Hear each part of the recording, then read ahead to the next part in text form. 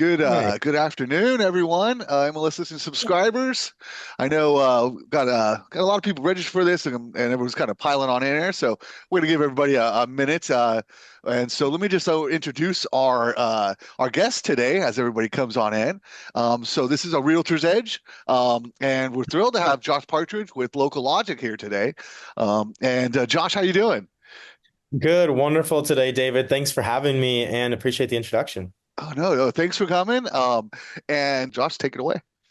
Wonderful. Thanks, David. And one thing I'm going to mention real quick, which I will do a brief overview, is our two products that you might be familiar with already, you might not be, but we are local content and local demographics. Those are both on MLSlistings.com. So when you've gone onto your MLS's public facing site, you probably have seen our widgets, and I'll show you those in a second just as a refresher before we go into the neighborhood intel reports and to talk more about that. But the local content and local demographics are kind of what I was talking about earlier. Those are, I would say our flagship, most popular products that have been around the longest. And local content does what I was kind of discussing, but puts a map to it. And you'll see that. I'll pull up an example here in a minute. This is what I was kind of talking about earlier. Sorry to be redundant. Location is hard to understand, measure, and compare. And that's what I personally thought was really cool about Local Logic and why I joined the team a couple of years ago from Realtor. Um, and then, oh, look at my amazing account manager. I already have There we this slide. go. I forgot we even had this in here, David. This is Beautiful. fantastic. Great prep work on both sides to have this handy. So you'll see it right here, the local logic. There's a star under products and tools. So what I was mentioning, and I pulled up a listing. So we're on MLSlistings.com, and this is the local content product. So when you're on a listing details page, this is the address. This is the product you might be familiar with that you've seen before. Just as a quick reminder, I won't go through a full product demo because we're going to show you Neighborhood Intel today. Unless, David, do you think it'd be helpful to kind of do a full product demo of local content as well? Oh, sure. Whatever you like Josh to do, I'm sure it's Okay. great. So, Let's do it as a refresher. I hope it doesn't bore because you guys have been live with this product for quite a few years. So it is not new, but I will do a refresher because maybe you haven't been on the site or maybe you're a newer agent to MLS listings. sure, there might be a lot. Yeah, maybe there's a first time going and Yeah. seeing it. So maybe a brief, yeah, exactly. Yeah, well, we won't dive into all the weeds, but if you have questions after, please don't hesitate. If I went too high level. Right. But what I was talking about with the scoring is you'll notice this is all of our proprietary scoring. It's the same stuff that you've probably seen on Realtor.com, on Redfin, and maybe it's white labeled, doesn't have our branding, but we have become the industry standard for proximity scoring. And what that is, I'm saying, how easy it is to get around and how is the distance from these locations. So this is clearly a very drive-friendly area. When you click each drop down, you'll get all the different points here, electric charging stations, gas stations. When you do that for transit, you'll see any train stations, bus stations, any public transportation. And you can literally click on it and say, oh, we'll calculate commute. I can walk to the bus in 5 minutes. Great. All good information that even if you live in that neighborhood and you're not taking the bus, you probably wouldn't be able to answer that, right? So you can answer this for your clients now.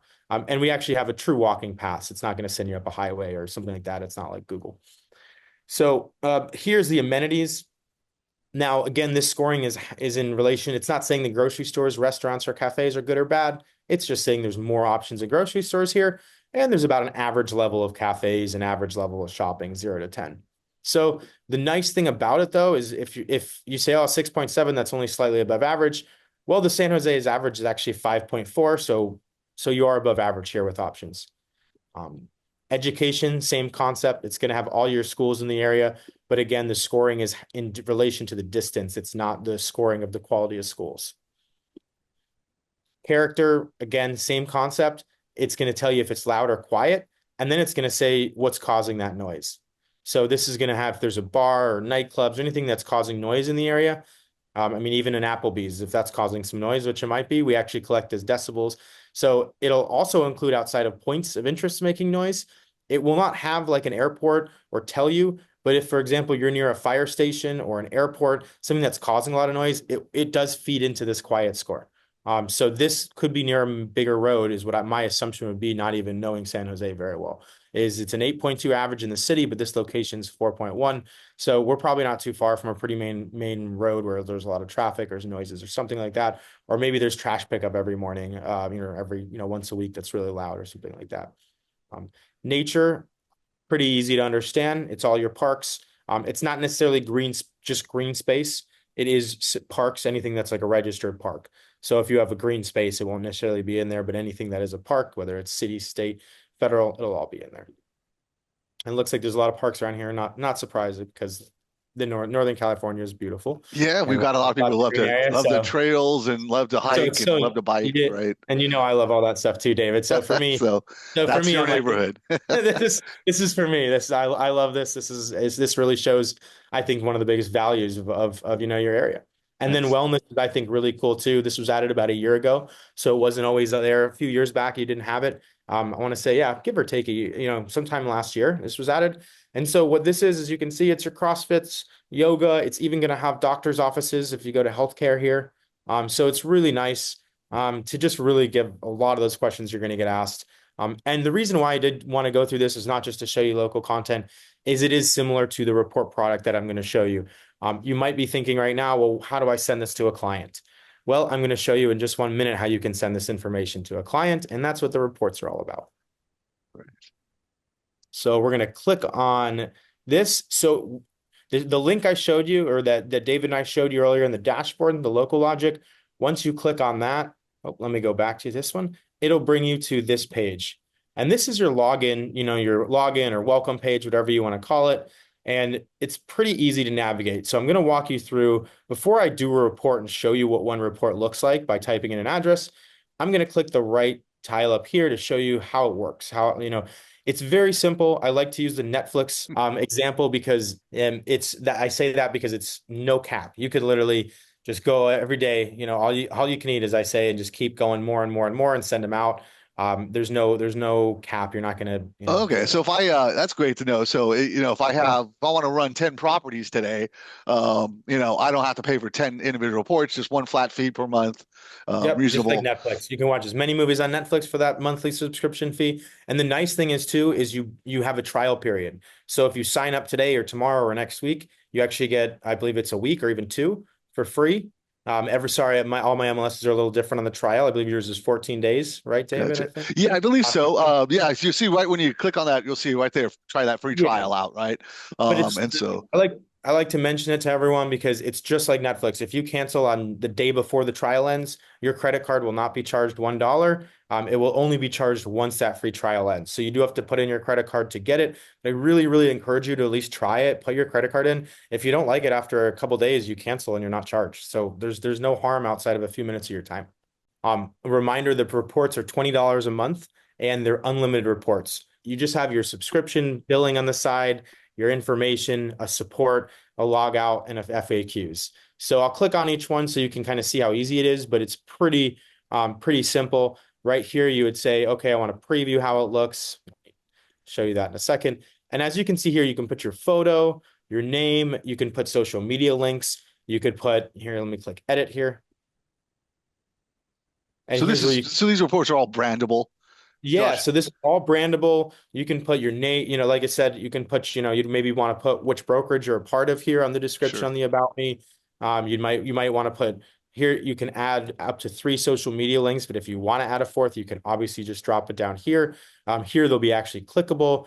Put your company website, company name, and all that'll show up on that first page. So the goal is to make this as easy as possible for you so that when you're sending a report out, whether it's via PDF or a link, it has your name, your brand, and you could give, whether it's at an open house or you're showing or you're a buyer's agent and you're showing them a bunch of different properties, you could say, here's the properties I just showed you today, or these are the properties I'm going to show you. So then your client has all these nice, description about it of the report, but it also has your name and brand on it. So when they have it around their house, your name and brand is sitting around their house. Now, I won't tease you anymore. We'll go through it and we will do an actual address. So let's pick this address because I found it on MLS listings. I'm going to copy it, paste it right here.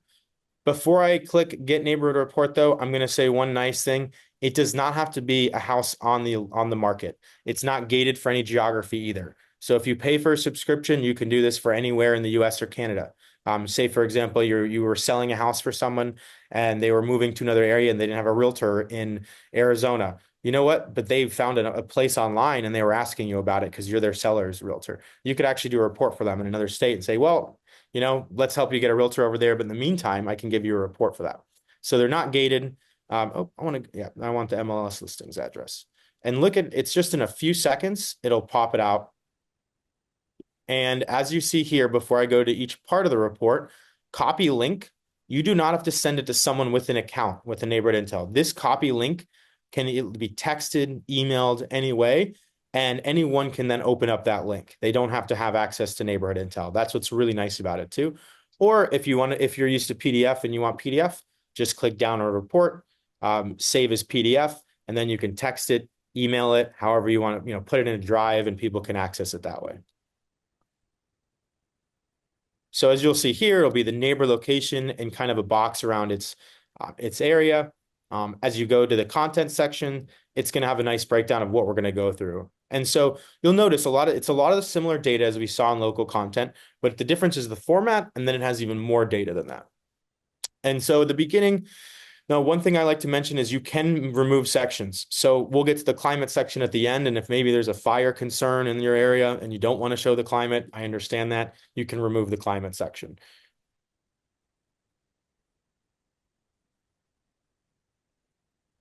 So right here is also, I think, a really nice value add. It's going to have a neighborhood summary. So again, people buy the neighborhood, not just the house. You can remodel a house. You can't remodel a neighborhood. That's kind of one of those silly lines I like saying.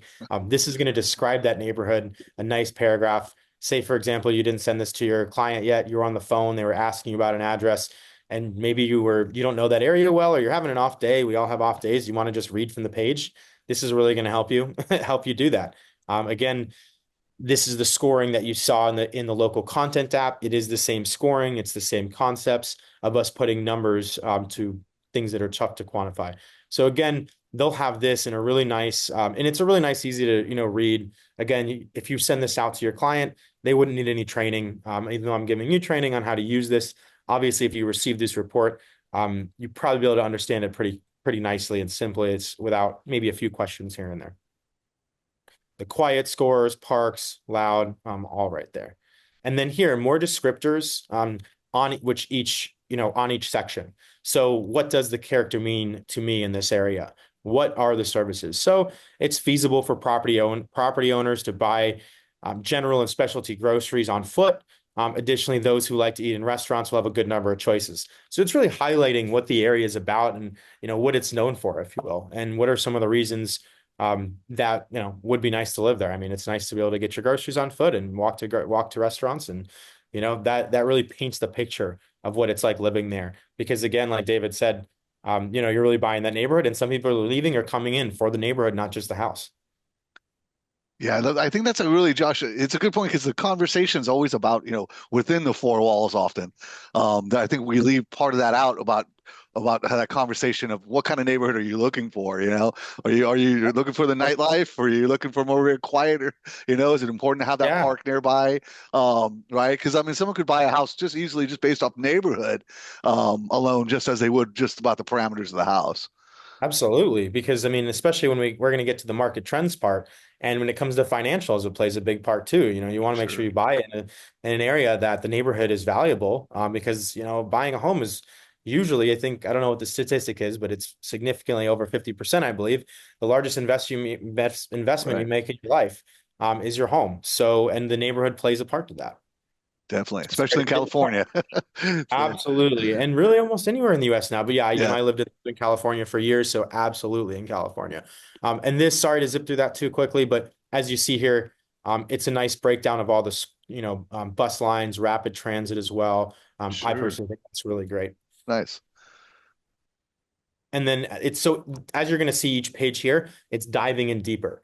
So I don't want to go through too fast, but I don't want to be redundant at the same time. David, do you think anything out here is nice to point out on the amenities?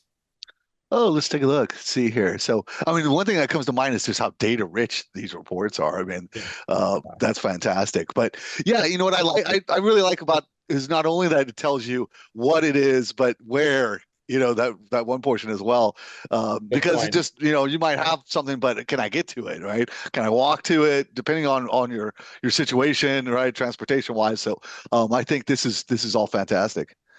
Awesome. Yeah, David, that's a great point. And because I'm a visual learner, actually. So I have to see Sure. it to believe it, as I say sometimes, or it just registers way faster. So for me, I've always loved maps. Maybe that's why I studied geography in college. But I love that I can see it. That's a great point, David. Thanks. And same for the education, right? What is it like to walk my kid to school? It's a really nice, comforting feeling to be able to tell your client, you can walk your elementary school and your middle school. Well, your middle school probably doesn't want to be walked to school, but maybe they do. Maybe once in a while, they're having a good day with mom or dad and they want to have a chat. So this is really nice. It shows, and it also shows whether it's, prep school, it'll say, or public or private. So, and the scoring is not quality. It's just saying there's more than average in the area to choose from. I'm sure they're great schools. I'm not saying they're not. But we don't get into the school gradings, for a lot of reasons. Yeah, And character, schools, we all know have their own, yeah, big we're just part of doing why the people buy it, proximity. but also a lot of, liability in terms of promising schools and getting into, Yep, so we leave that to them exactly, do their due diligence, right? All the schools. exactly. We just want to show them what the options are and hopefully how easy they are to get to. Sure.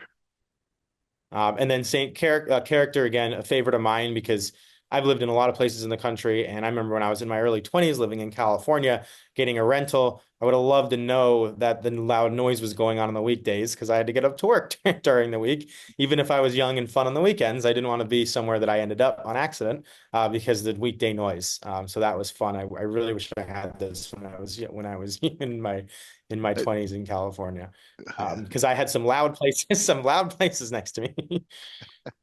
Yeah, yeah, that can be a game changer, Um, reminds me of that movie, My Cousin Vinny, when the train comes through and goes, "Does that train come through every day at 6:15?" "Oh, no, sorry. Actually comes at That's 6 ex a.m." I love that example. I'm going to start using that because that's exactly what I'm talking about. Like how many times or maybe hopefully just for a hotel for most people, but I think we've all been in that experience at least for a hotel one night or one night of Oh, our yeah. life. We're like, oh wow, where am I? It all look nice, but then at night the noises just come out. So this is again painting the picture of the neighborhood. This is a demographic breakdown. All of our demographic data, the one that's on the app, local demographics, and the demographics in this report, it's all from the Census Bureau. So we say that for obvious reasons. I'm sure a question is going to come up about steering. All we've done is taken this Census Bureau data from the U.S. Census and we've made it look prettier. That's all we've done. So there's no it's fair housing compliant and everything. It's just showing you, the breakdown in a really, like I said, easy way to understand, which is what I really like about it. You've got your population age by group, how many, what's the household composition? Is it singles, couples, families, all that stuff that you can answer, right by looking at this, and you don't have to look through a whole bunch of data. That's what I like about it. I've seen demographic data from other sources, but when you're on the phone and you got a million things going on as a realtor, you're probably multitasking like me. I'm in sales, so I'm doing maybe something or I'm getting a ping while I'm on a call. This is so easy that if I'm don't know the property at all, I pull this up. I could literally start talking about it right now. Like, oh, this is looks like a lot of singles and couples that live here, but it is pretty balanced. There's some family too. So this looks like I could tell my client right away, this is a pretty balanced neighborhood between singles, couples, and family, and two or three or more. So if it's families or just communal. And then the employment, wow, 99% employed in this area. That's probably a good sign to buy, buy as well. And then level of education and income, also nice. And then commuting methods. So, also things that might make people feel pretty comfortable to buy when they're like, oh, it's a very affluent area. The price, if the people living around here can afford the mortgages, we're not going to be having any neighborhood, economic challenges. So, and also, maybe these are not the kind of people like me. Right. That's a good point, Josh. I mean, is it a blue collar Yeah. neighborhood? Is it a white Every, collar neighborhood? yeah, Uh, what do you want? Like, I also say it's what do you want? We're all different. We're all looking for different things. even if I had more money, I don't know if I'd want to live in the nicest part of town because I'm Sure. personally might fit in there. I'm an average guy, So Right. so to me, I want to find what works for Josh, So this is gonna Man of the people. that's like the line, right? Right. The man of the people, that's like the biggest compliment I think you could Yeah, well, you're right. People generally tend to like maybe I'm a certain way. I want to go ahead and I want to be in that kind of neighborhood where I'm comfortable. Obviously, or maybe I'm looking to get outside of my comfort zone, and Yeah. I'm getting older and older. Maybe I want to reclaim my youth a little bit, get into that young neighborhood there with the And then sometimes I am like, oh, I am turning into a grandpa. I want it quiet at night, but something to do during the day. exactly. So and then this I really like, not just because the graphics cool again, me with the graphics.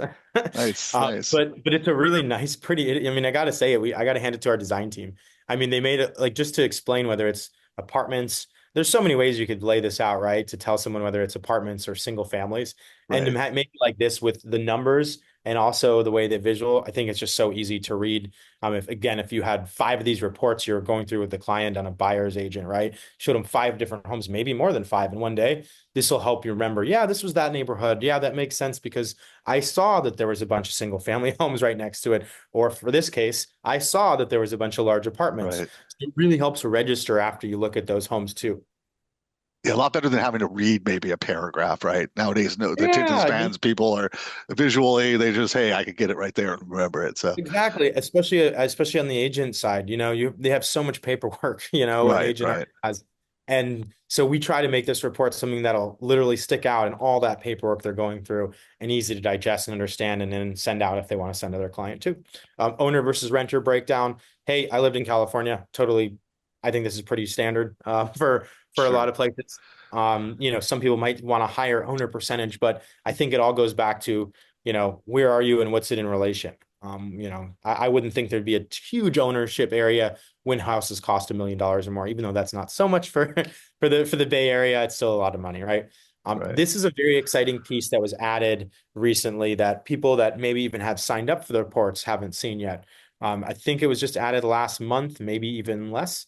And what this is are market trends. It's an economic portrait, like I mentioned earlier. I think it's really, really, really awesome personally. I think it adds a lot more value to the report. I'm super excited that we added this. I was really waiting for it because, especially as an agent, it's, well, why should I buy now? And you could spin it both ways, right? Okay, well, why? Because it just went a 10% decrease over the last 12 months. Do you really want to risk it to see if it's going to go more, or do you want to get it while it's that 10% down? And then here, homes sold, change over the last 12 months. So you are seeing less homes being sold, which could have affect the price. But again, this is great information that you might have elsewhere, but it's also nice information that you might not have it in a really nice way to send out. Average median construction year, median sale price of the neighborhood. So it's really giving a lot of rich, financial data because I'm a big believer in this, like you heard me say earlier. This is the biggest investment people make in their lives, deciding to buy a home, especially in an area, especially in California. I mean, this is a really big deal. So this makes them feel much more comfortable to hopefully go for it and make that offer, or say, yeah, let's list the house. Or let's accept that offer on the house, right? Hopefully we look at this and this Right. is making us feel that we've gotten a few offers. Let's take one of them. Number of homes sold, change in the last 12 months. And if you don't like the economics, because maybe it's saying something that your client didn't like, again, manage sections, you can move it out. Same for any of these sections. You just go to the manage sections, you click the button, and it'll remove a section. Climate risk, I think also great data. I know it's a concern. I actually had a family that was very much affected in Southern Uh, California, so it's been hard lately. I bring up that the fire aspect because not a concern for you guys, but maybe there's other parts that it is a concern and you might want to remove it. You can. But this looks like a nice report, actually, I think, for this property. Heat 32 at 100. I like that. Storm 32 at 100. I like that. You get some rain, but not too much. Not a fire risk here. That's great to see, especially if I'm someone coming from New York, moving to California. Oh, there's fires everywhere. It's California. right. No, no, there's not. That's only in some areas. Like it's not, you can't generalize the Yeah. whole area.